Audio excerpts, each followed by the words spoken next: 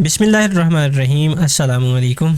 जैसे कि गुज़िश्ता लेक्चर के अंदर हम एटम पर बात कर चुके हैं, इसकी हिस्ट्री पर बात कर चुके हैं और ये कुछ जो सामने लाइंस लिखी हुई हैं ये हम गुज़िश्ता लेक्चर में बात कर चुके हैं, जिनमें एटम की डेफिनेशन है कि atom is a smallest particle of an element which take part in a chemical reaction, या दूसरे लफ्ज़ों में हमने ये कहा था जी कि ये बेसिक यूनिट है मैटर का।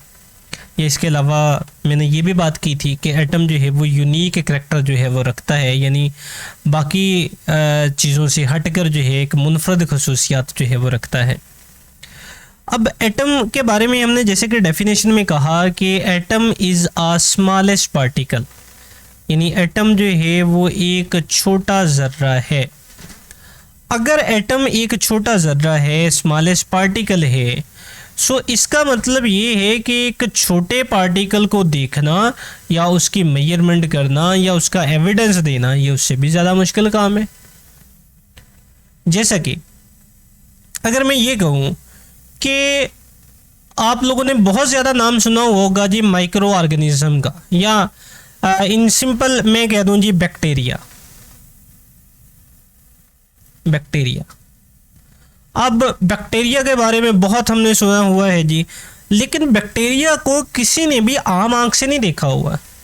यानी अगर मैं कहूँ जी कि मेरे हाथ पे इस वक्त ये बैक्टीरिया चलता हुआ मुझे अपनी आंखों से दिखाई दे रहा है, तो ऐसा नहीं है।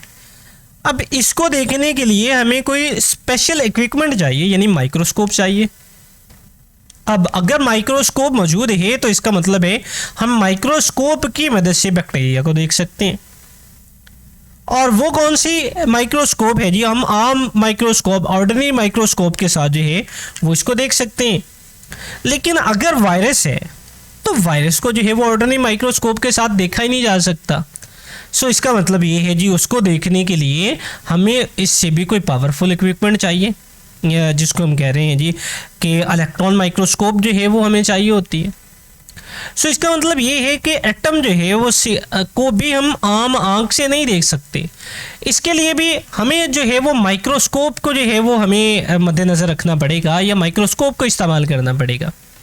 अब एटम का कितना एटम छोटा होता है इसका अंदाज़ा इस बात से कर लें कि यहाँ पर मैंने अगर एक डॉट लगाया है, ये वाइट कलर का एक डॉट है जो कि बामुश्किल हमें नज़र आ रहा होगा। अब इस एक डॉट के अंदर जो है वो 2 मिलियन एटम जो है वो मौजूद है।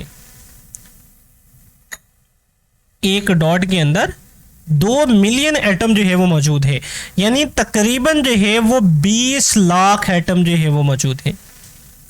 अब इस एक छोटे से डॉट के अंदर जो कि बामुश्किल जो है वो नज़र आ, जिसके नीचे मैंने लाइंस लगाई है, ये वाइट रंग का जो है वो आपको एक डॉट जो है वो नज़र आ रहा होगा। अब इसके अंदर अगर 20 लाख एटम है, सो सिंगल एटम को देखना ये इंतहाई जो है वो मुश्किल है। सो इसका मतलब ये हुआ कि हम आम माइक्रोस्कोप के ज़रिए, जिसको हम ऑर्डिनरी जो है वो माइक्रोस्कोप कह रहे हैं, उसके ज़रिए इसको देखा नहीं जा सकता। ऑर्डिनरी ऑप्टिकल माइक्रोस्कोप, इसके ज़रिए जो है हम इसको देख नहीं सकते। क्यों? क्योंकि इसको चीज़ों को जो देखने की पावर है या इसकी जो कैपेसिटी है ये 500 नैनोमीटर तक है, यानी इससे छोटी चीज़ों को ये नहीं देख सकती। और 1 नैनोमीटर जो है ये बराबर होता है जी 10⁻⁻⁹ मीटर के। ये जो है वो यहाँ तक देख सकता है, इससे छोटी चीज़ों को नहीं देख सकता। सो इसका मतलब ये है जी कि एटम को देखने के लिए हमें इससे भी पावरफुल माइक्रोस्कोप की ज़रूरत जो है वो पड़ेगी। अब वो पावरफुल माइक्रोस्कोप जो हमारे पास मौजूद है जी वो है जी इलेक्ट्रॉन माइक्रोस्कोप।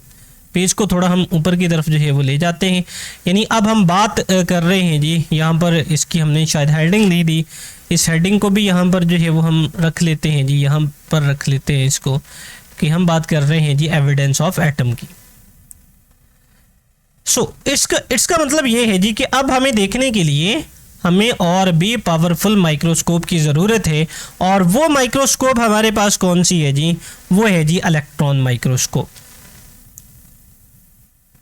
Electron microscope.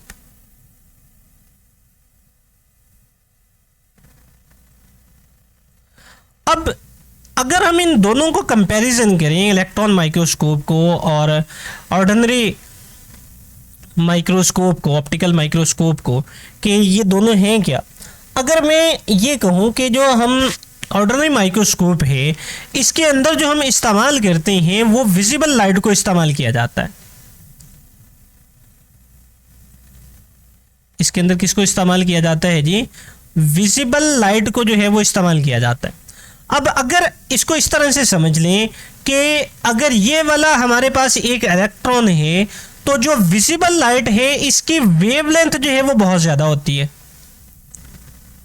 अब ये वेवलेंथ ज़्यादा होने की वजह से ये इलेक्ट्रॉन को जज नहीं करती, या ये जो है वो इसके साथ टकराती नहीं है। अगर टकराती नहीं है तो इसका मतलब है इसको जज जो है वो नहीं किया जा सकता।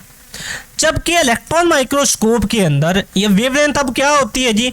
दो क्रस्ट या दो ट्रफ के दरमियानी फासले को हम वेवलेंथ कहते हैं। जो ऑर्डिनरी माइक्रोस्कोप होती है जी इसकी वेवलेंथ जो है वो ज़्यादा होती है। जबकि इलेक्ट्रॉन अगर माइक्रोस्कोप की हम बात करें तो इलेक्ट्रॉन माइक्रोस्कोप की वेवलेंथ जो है वो शॉर्टर होती है। ये वाली इसकी वेवलेंथ जो है वो as compare to the visible light जो है वो बहुत कम होती है। अब ये इस काबिल है कि ये इलेक्ट्रॉन से टकराकर इलेक्ट्रॉन को जो है वो जज कर सके। अब अगर इसके से हम एक डायग्राम जो है वो यहाँ पर देखें जो कि इलेक्ट्रॉन माइक्रोस्कोप के ज़रिए जो है वो ली गई है, यहाँ पर ये वाले डायग्राम अगर आप देखें तो ये वाले डायग्राम के अंदर अब आपको जो है वो कुछ लाइंस जो है वो नज़र आ रही हैं, यानी इस तरह से तिरछी ब्लैक कलर की लाइंस जो है वो नज़र आ रही हैं। ये इलेक्ट्रॉन माइक्रोस्कोप के ज़रिए ली गई तस्वीर है। अब ये तस्वीर जो है वो इसकी अगर हम मैग्नीफिकेशन पावर की बात करें तो ये जो तस्वीर है ये 15 मिलियन टाइम जो है 15 मिलियन टाइम जो है ये बड़ी करके जो है वो दिखाई गई है। 15 मिलियन टाइम ये तस्वीर जो है वो बड़ी करके जो है वो आप लोगों को दिखाई गई है। अब इसमें भी जिस समय ये वाली जो ब्लैक लाइंस हैं ये जिस समय जो है वो नज़र आ रही हैं, इसको अगर मैं कलर डायग्राम के अंदर हम देखें तो ये कलर डायग्राम जो है वो हमें इसकी कुछ इस तरह से जो है वो नज़र आएगी। ये हमारे पास जो है वो इसकी कलर डायग्राम है। अब ये वाली जो आपको लाइंस नज़र आ रही हैं ये देखें, जो ब्लैक होल्स हैं ये इस तरह से ये वाली लाइंस जो हैं वो आपको नज़र आ रही हैं। अब ये इसी तरह से है जिस तरह से जो है वो मक्खियों का छत्ता है। सो ये हमें जो है वो इसके हमें एक इलेक्ट्रॉन माइक्रोस्कोप के ज़रिए जो है वो हमें मिलता है जो कि 15 मिलियंस टाइम जो है वो बड़ी करके जो है वो हमें ये डायग्राम जो है वो दिखाई गई है। अब 20वीं सेंचुरी के अंदर जो एक नई चीज़ हमारे सामने आई वो थी जी एक्सरेज। 20वीं सेंचुरी में जो एक नया कॉन्सेप्ट आया या एक नई रेडिएशन जो है वो आई वो थी जी एक्सरे, यानी 20वीं सेंचुरी के अंदर यहाँ पर हमारे पास आई जी एक्सरेज। अब एक्सरेज की वेवलेंथ जो है वो इलेक्ट्रॉन्स के मुकाबले में और भी शॉर्टर जो है वो होती है। एक्सरेज के ज़रिए हमने एटम के डायमीटर जो है वो मालूम किया। अब डायमीटर क्या होता है जी? अगर ये हमारे पास एक एटम है सो इसका ये वाला जो पूरे का पूरा है यानी एक से लेकर दूसरी जो है वो बाउंड्री तक का जो फासला है ये डायमीटर है। अब एटम के अगर डायमीटर पर बात करें तो एक्सरेज के ज़रिए हमें ये पता चला कि जो एटम का डायमीटर है ये 2 × 10 रेज़ पावर -10 मीटर जो है वो इसका डायमीटर है। या अगर हम इसको नैनोमीटर में कन्वर्ट करें तो नैनोमीटर में ये हमारे पास आएगा 0.2 नैनोमीटर।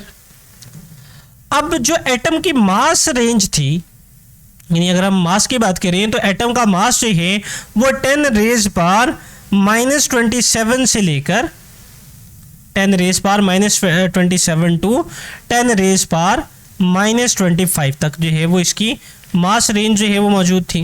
यानी इतना जो है वो इसका मास जो है वो हो सकता है अगर हम इसको किलोग्राम के अंदर जो है वो रिप्रेजेंट करें।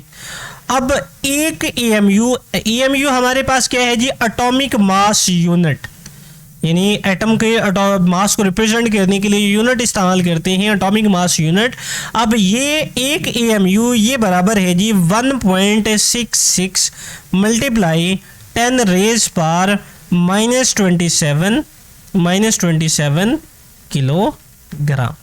सो ये 1 mu जो है वो इतने किलोग्राम के जो है वो बराबर है।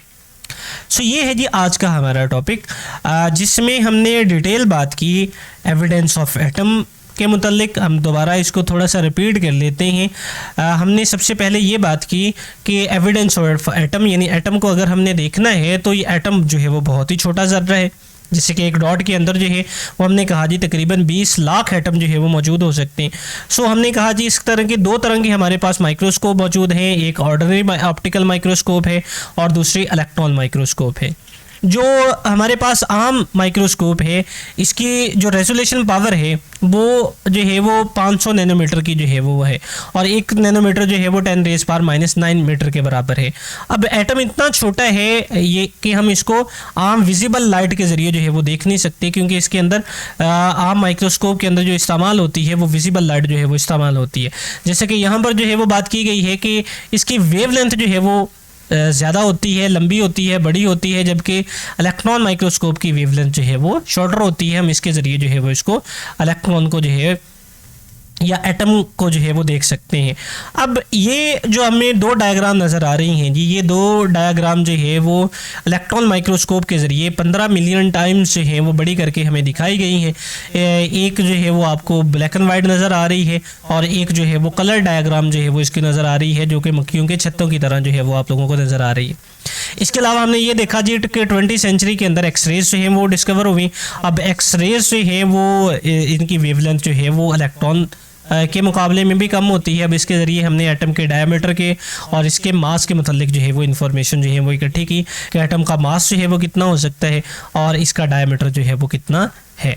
सो ये था जी आज का हमारा टॉपिक। इसमें हमने डिटेल बात की एविडेंस ऑफ एटम पर कि एटम जो है वो किस तरह से या किस तरह का दिखाई देता है। सो इससे रिलेटेड अगर आपका कोई भी सवाल है तो आप हमें कमेंट बॉक्स में आके हमसे जो है वो पूछ सकते हैं। इंशाल्लाह एज सून एज़ पॉसिबल जो है वो हम आप लोगों को इसका आंसर जो है वो ज़रूर देंगे। इसके साथ ही हमें इजाज़त दें। अल्लाह हाफिज़।